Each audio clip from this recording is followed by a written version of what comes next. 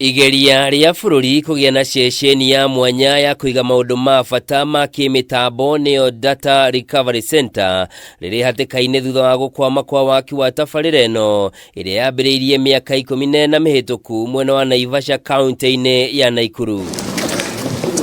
Kuringana na muikarĩrĩgĩte wa kamĩtĩ ya mbunge ĩgiĩ kĩgĩna Kuria Kimani, gukwama gwa tabarĩra eno ĩrĩa nĩ ya bata makĩria rĩrĩ thirikari ĩrahĩmbĩria kũheana motungata mayo kũgerera njĩra cia kĩrĩu cia digital nĩ ũgwati harĩ ũkinyanĩria wa motungata ma mũingĩ. During a time when government of Kenya is going on digitizing all our government services, it's very risky for us to not to have a data recovery center, because it would mean that in the event of the collapse of any of the data centers in Konza and GDC, that means there was no recovery. So there is really a need, and especially when the government of Kenya is talking about digitizing all its services, to actualize a data recovery center. Ona kuri uguo Kuria ni atarĩirie uria waki wa tabarĩra eno ukoretwo gĩcũngĩrĩra ũitangi wa indo cia mũingĩ kumana na ngũrũtano gatagati ka ministry ya kĩgĩna na mwene kandarathi igũrũ rĩgiĩ itua rĩa igoti. Us doing nothing, by us just being quiet, this project is costing taxpayers 600 million shillings every year, because the court award has an interest amount of 4% of outstanding sum.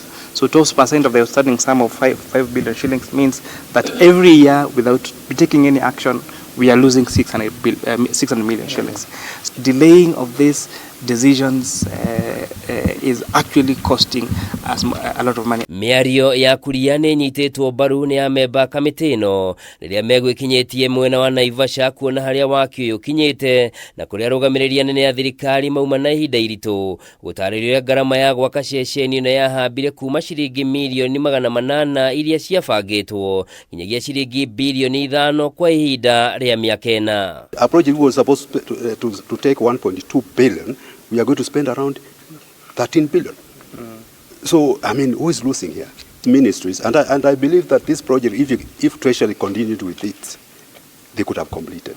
But you see, when now you take it to another ministry, which were not part and parcel of your thinking, that's why now you are seeing the deal. If this court case was handled on time, I'm sure National Treasury Government had valid reasons to object and allow even arbitration. Arbitration would have reduced the cost of this.